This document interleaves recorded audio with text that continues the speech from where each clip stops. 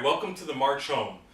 This week we're taking a segment on the road. We're in Orlando for the very first Veterans Transition Task Force for Congressman Gus Bilirakis, and we've been working quite a bit on trying to figure out what transition is for our warriors getting out and how we can help in that process.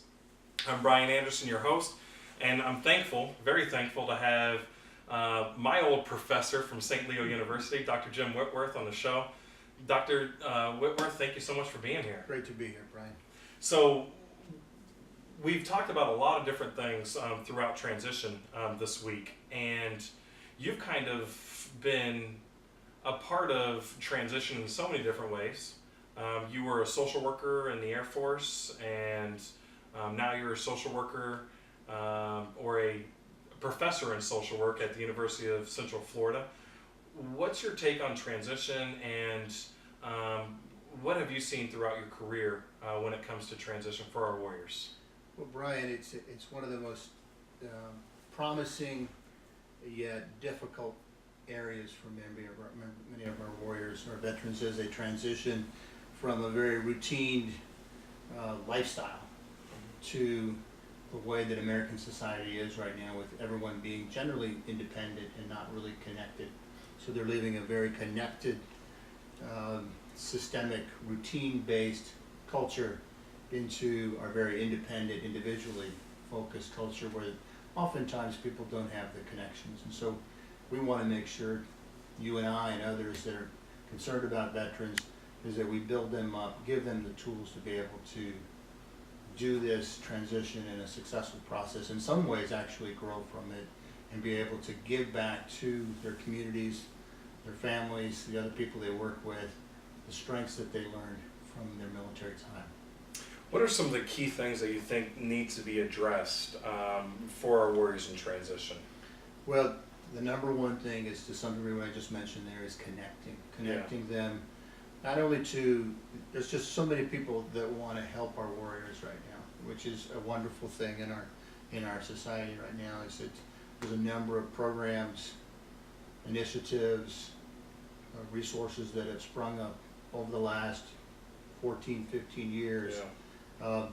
But connecting those warriors to those programs, but also on a more informal basis to people that in their own lives, on a more personal level, to some degree oftentimes, and this is where my profession comes in, is helping these warriors to connect to spouses, partners, parents, children, where that disconnect has now happened, in part because of the impacts of deployments in some cases, or just the difficulty of transitioning. So our focus, or my focus, along with many others, is trying to help them to reconnect with those other relationships and programs too. And you've done a pretty good job with this. As a matter of fact, you, Dr. Jim Whitworth, with Diane Scott and Joseph, how do you pronounce his last name? Herzog.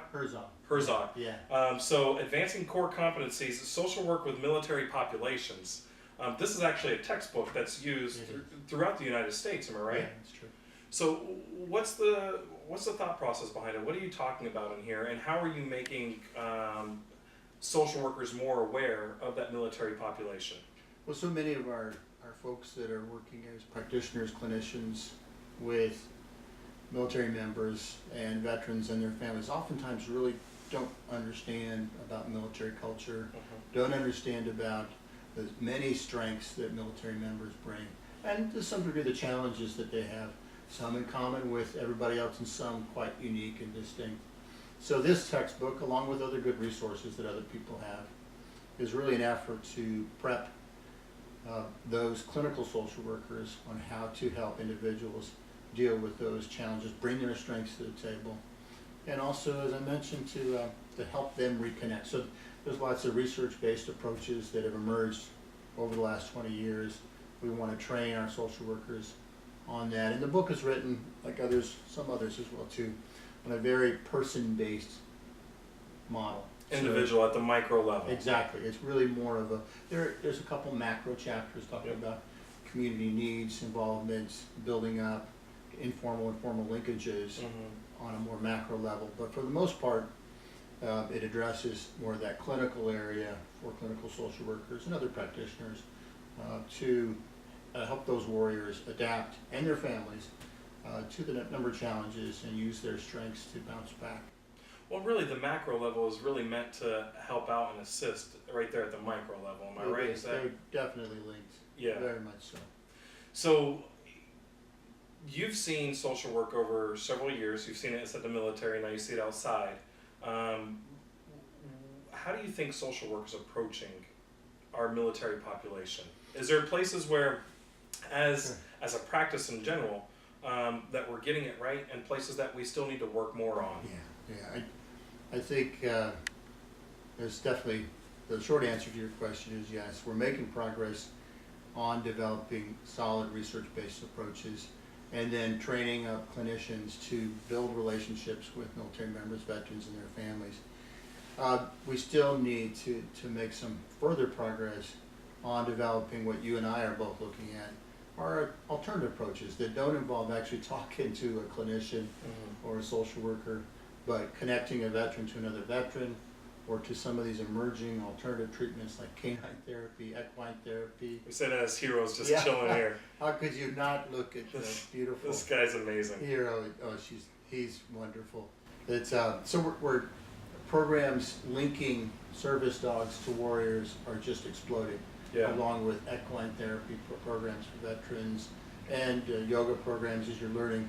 What we're trying to do though is try to catch up with some of the research to help us understand what's going on there, to foster best practices, and to hopefully help with resources to make more of these programs happen as the data guides us. So you've written a textbook.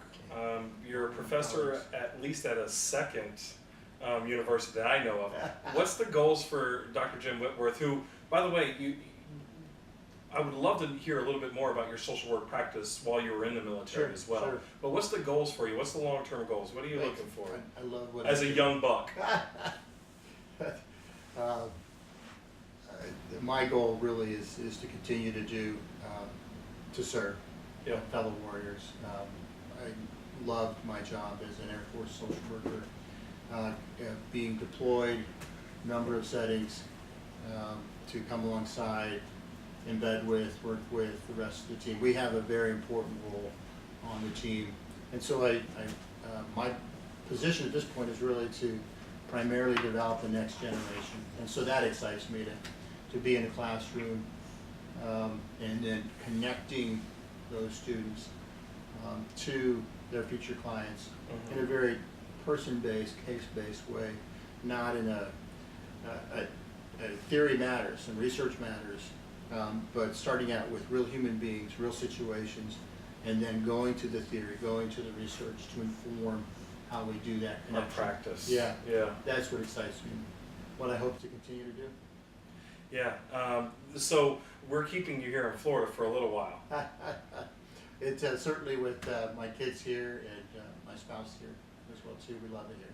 So any of you veterans who want to, or military guys thinking about social work, Dr. Jim Whitworth is at the University of Central Florida, and he's also written a book on social work with military populations. I think it's just a good book. I toyed through some of the, I just kind of glanced through some of the chapters that you have in there. I haven't read it yet, but some of the chapters are definitely, they make you want to read it just by the titles you have. Good. Glad to hear that. How did you guys go through a process? You're a veteran, and I'm asking this in general. Yeah. How did you go through the process of deciding you're going to write a book? And how long did it take you to put out an actual textbook like this? Yeah. The process of when you decide to do a book and when it actually gets done is usually a pretty long process. Yep. It was about 3 years for myself and with Dr. Scott and Dr. Herzog. Yep. They're at the University of West Florida, where there's a Okay. large population of military members and veterans. We got inspired to do the book a number of years ago when we looked at what was available out there. Mhm. Was a couple of edited books and some older books, but nothing really specifically designed to prep up those graduate level and to some degree undergraduate social workers for practice with the military members, veterans, and their families. On a clinical base too, right? Yes, yeah, it's there's some case management pieces to it, Yep. but predominantly it is a clinical, more of a practitioner counseling focus for that role. Most of the social workers that are employed by the VA, Department of Defense, and even those that work in private practice are more clinical social workers. Yeah. It's a lot of them are doing some good casework out there. Our book will apply to some of those individuals that it meets the competencies and practice behaviors or behaviors of the Council on Social Work Education is doing. In fact, the Council on Social Work Education is really attempting to develop strong curriculum, coursework programs. In UCF, we actually have a certificate program focused on graduate military social work. But Council on Social Work Education really wants to, they understand this is a unique area, a critical area of practice, and so they want to make sure we're preparing our future clinicians to be able to handle and engage with these clients. So it looks like overall, even if we're finding dilemmas in our veteran population or our military population of guys getting out and going through various obstacles, especially 16 years after the war, it sounds like from the social work industry, and I imagine this is over a lot more than just one industry, that we're starting, like there's a lot of different people that are looking at our military and veterans and trying to figure out ways to make their process after war or after service a growth faction instead of a problem-solving faction. We're looking at how can we advance their betterment in life, I guess. Yes, very much so. What we call in our profession, yours and mine, is very strength-based focus. Because really, to some degree, how you see a military member, a veteran, or their family, is that do you see where they've had some difficulty? Yeah, you understand that, but you also see many of the ways that they've coped with challenges they've had, many of the strengths that they bring to the table. When you think about military members, for the most part, 98% of them are able to accomplish the mission that they're given. At least 98% are able to do that on a day-to-day basis. So that when you have somebody you're working with who's able to do that, they've already demonstrated in a very real, challenging environment the ability to deal with those tough situations. And so tapping into those strengths, reminding them, and then applying that to whatever situation or challenge or developmental change in their life, transition, is a key focus for us. I can't thank you enough, Dr. Whitworth, for participating in this little interview for us for the March Home. And I have to say, I became a social worker because of my last MOS, which was Green Beret, and our motto was De Oppress le Libere, free the oppressed. And I think my practice has allowed me to continue to practice that motto on a daily basis, and I think that's what you do as a social worker, and you're spreading that knowledge all across. So thank you so much, guys. Stay tuned. The next segment, we're going to have most of our planners that we've had for this transition weekend talking about transition issues that we've identified through our own lives, through our own experiences, and through conversation. We look forward to seeing you in a couple seconds. Stay right there. Ever need a doctor after hours? Well, searching won't help. But what do? You could go to the urgent care or ER, but if only there was a better way. Introducing the MNO Plus Card. No waiting rooms, no copay, no consultation fee, giving you 24/7 access to a doctor by phone or online. It's easy to get started with affordable plans starting at $15 a month for a family of 5. For more information, visit mnoplus.com today. 81% of consumers search online before even setting foot in a store. We help you create a strong foundation for your digital reputation. We help build your online presence to improve search engine rank and make sure your business information is correct across the web. You could do all of this on your own, but why would you spend more than 300 hours a year working on this? You have a business to run. Save time and put our software to work for you.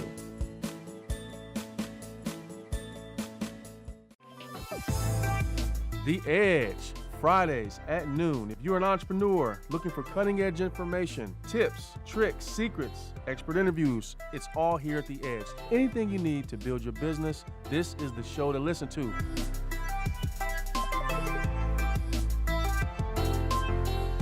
It's The Edge. Check us out Fridays at noon.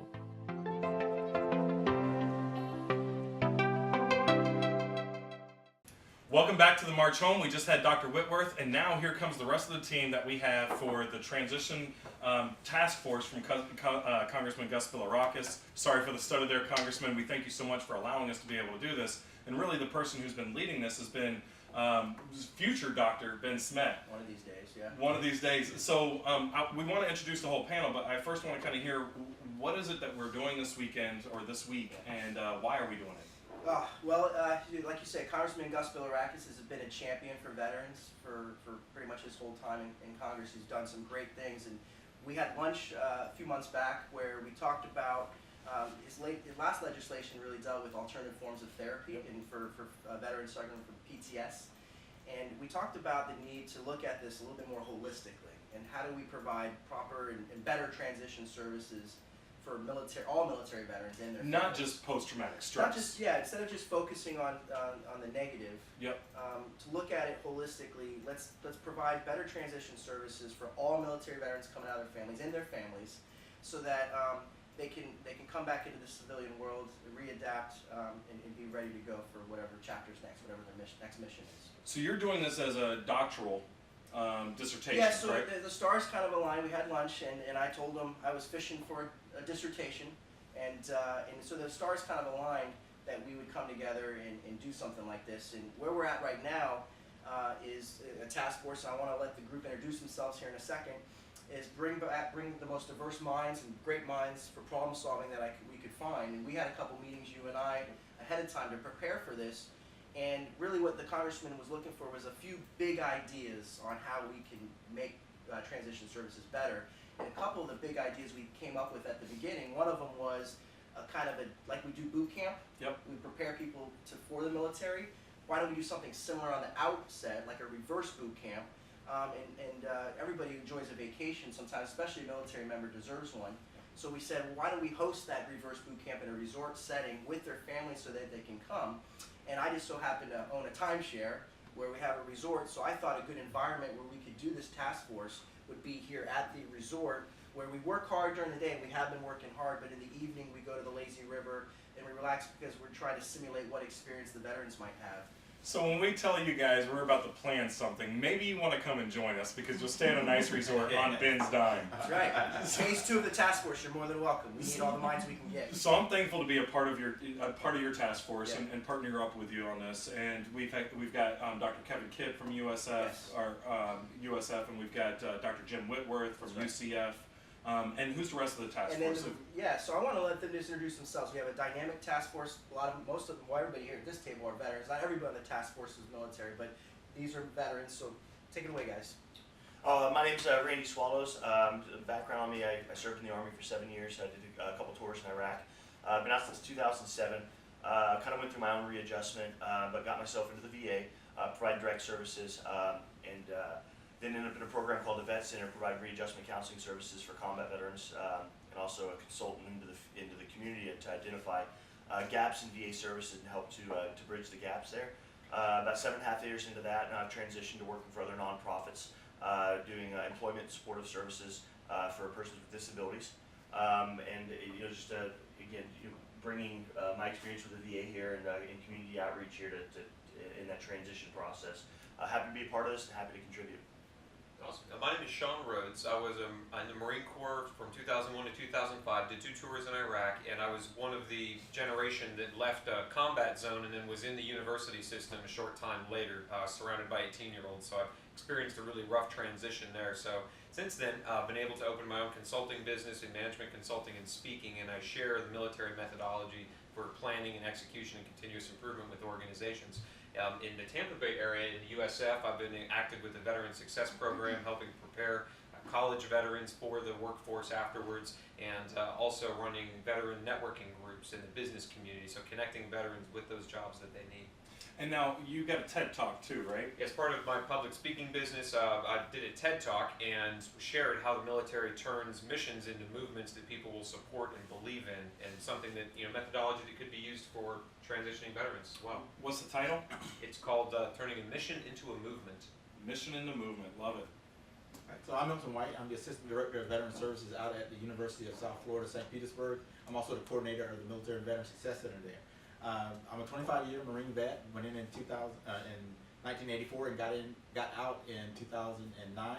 So I did both Gulf Wars, seen a lot of different things. And the biggest thing that happened for me was getting out of the Marine Corps after 25 years, coming back to USF St. Petersburg as a natural student, and being in that same environment you were talking about, surrounded by not folks that were so much younger than me, but folks that had an entirely different life experience than what I had. Yep. And they just could not understand or see it. And I found myself among other veterans who, like me, were so disconnected from that environment that we had to kind of cluster together. We had to help each other out just so that we could survive in that culture. And in doing that, we saw that there was a big need for everyone, all veterans that were making that transition, to actually be able to come and have a place like that where they could be among folks that were like-minded, folks that were that understood the culture that they were transitioning from. And that really led to the Military and Veteran Success Center at St. Petersburg. And the difference that you see, that I've seen of veterans that when they first get to school and they come away from like an orientation where they're with all the younger people that are there, and they just walk in like, I cannot believe I'm doing this. I'm not believing it at all. It's got to bring a lot of fear. And then a lot of fear. And then they're greeted at the door by welcome home. Yeah. Because that's what we really want them to feel, and we understand what they're going through. Sit down with us, let us help you get through this process, and realize so many different things and how you can be successful here at USFSB. Success in transition, I love it. Hi, I'm Colleen Kripstegis. I served in the active duty Army for 11 years. I did 2 tours in Iraq. I got out in 2006 when there wasn't a whole lot of transition program established within the military culture, so I went through the same thing. I did a job in corporate America for a year, realized that wasn't the right thing for me, and then transitioned to University of South Florida. And then went through continual sort of transitional challenges of trying to figure out how to translate my resume and so on and so forth. So I am now back in the military, serving in the Florida Army National Guard part-time, and I work at AARP, helping with Veterans Outreach, and that's how I came here to help out, provide my personal perspective. So she's got a little bit more to her story. She did work for the Florida Department of Veteran Affairs for 6 years, and if you see 3 years? About 3. Okay, so if you work up in Tallahassee, you always double it. That's just the way it is. That's what they say it does to your life anyway. So she worked up there, and if you see a license plate for women veterans in Florida, she wasn't the only person who pushed it, but she was a big advocate for making that happen. It is what it is today because of her. So for the female veterans that we have in the state of Florida, I think we all owe you a great deal of gratitude. I'm not part of the female veteran group. Let me be clear on that. Full disclosure. So transition, we've had a lot of conversation about it. Tell me a little bit about what you guys have seen over this weekend. And I say weekend because it seems like that we're at a resort, but it's really been a very busy week of talking and communicating and drawing on whiteboards and erasing whiteboards. What have we solved, or what are we looking for? What did we find? I've seen a Swiss Army knife of skill sets, right? I mean, we've got infantry backgrounds, we've got support backgrounds, we've got all services represented, save for the Coast Guard. Green Beret. Yeah, don't want to throw that in there, with the 1st Ranger Battalion. I see uniqueness, right? Like, I'm more of a systems guy, but then it's harder with research, and the end goal is the same, right? We want to arrive at some solution sets, find out where we can leverage our own experiences. What kind of solutions did we come up with? Oh man, what do we, I think what we came up with is not necessarily new. It's mostly just a new look at. I mean, PTSD isn't something that's new. Transitional anxiety isn't something new. It's just it's a new way of looking at it.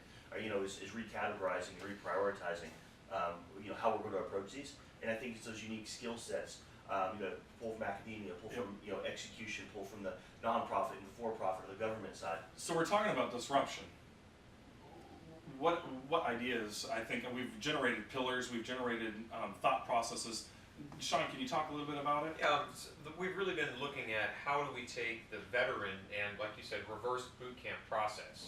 Not strip away the military skill set that they have that made them a valuable person in the military and will make them an extremely successful person in the civilian world, but figuring out how do we get them back into the community with families, with churches, with civic organizations. How do we take care of their personal well-being, their physical, mental, spiritual health, and get them on track for the rest of their lives, because they've got a whole life ahead of them now. How do you get them plugged into the career track they're looking for, the education resources they need? So to really give them a full, just a course load of how do you get back into civilian society and be successful. And the key really for what we're doing that's different is we're really finally looking at it from a holistic perspective.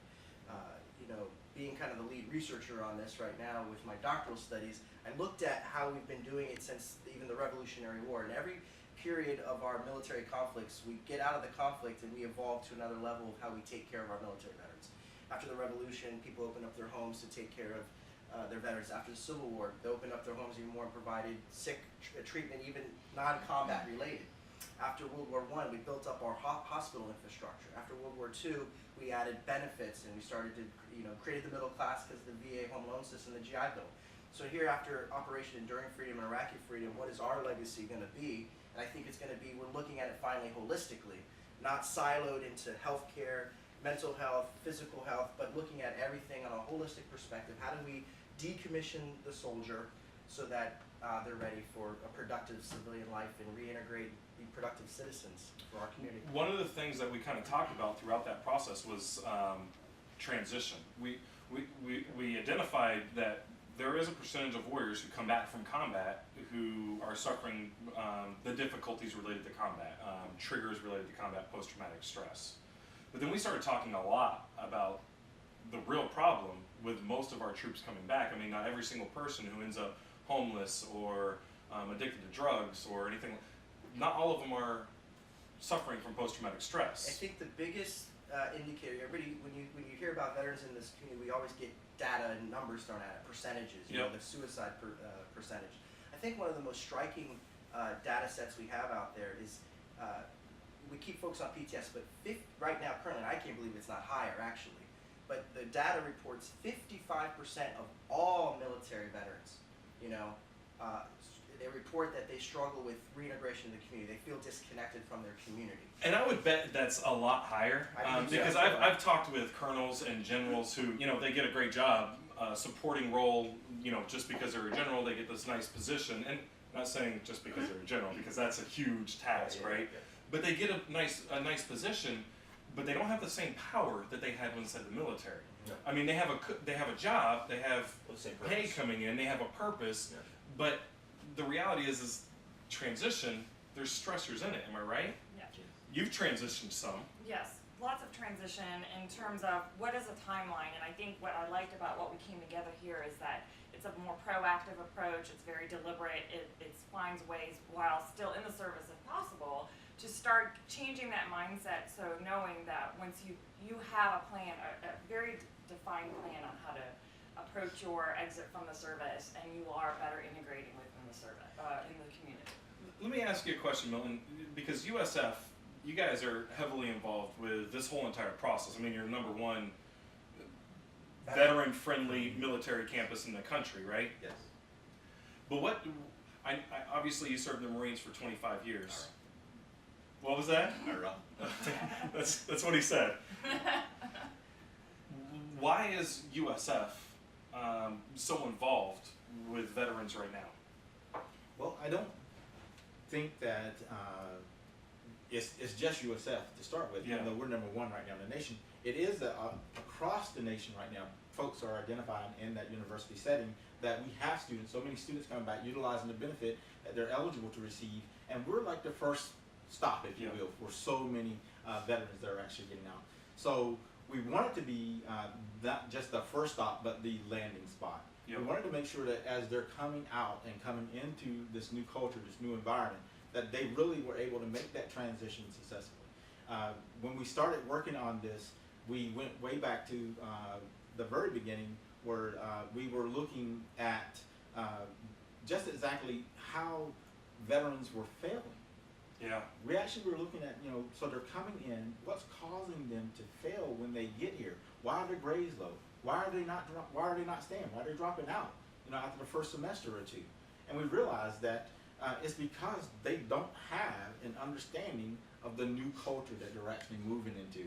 And because of that, we decided that we needed to be at the forefront of an effort that would put that help that transitional process become more successful. Part of what we've been talking about is how do you take a process that you guys have developed, like the one you have at USF, and give it to all service members of any branch exiting from any military base. How do you help them get that landing spot developed before they clock out and get their DD-214? I gotta say, for the group, I think it's absolutely honor to be a part of the Congressman's transitional task force. And Gus, just a special shout out to you. Thank you so much for having the passion to want to put up legislation to improve transition for our warriors. Guys, this is the end of this show. These guys, great minds. I'm sure I'm going to have them all on again to talk to you next time on the March Home. We'll see you then. Guys, let's get back to work. Let's go.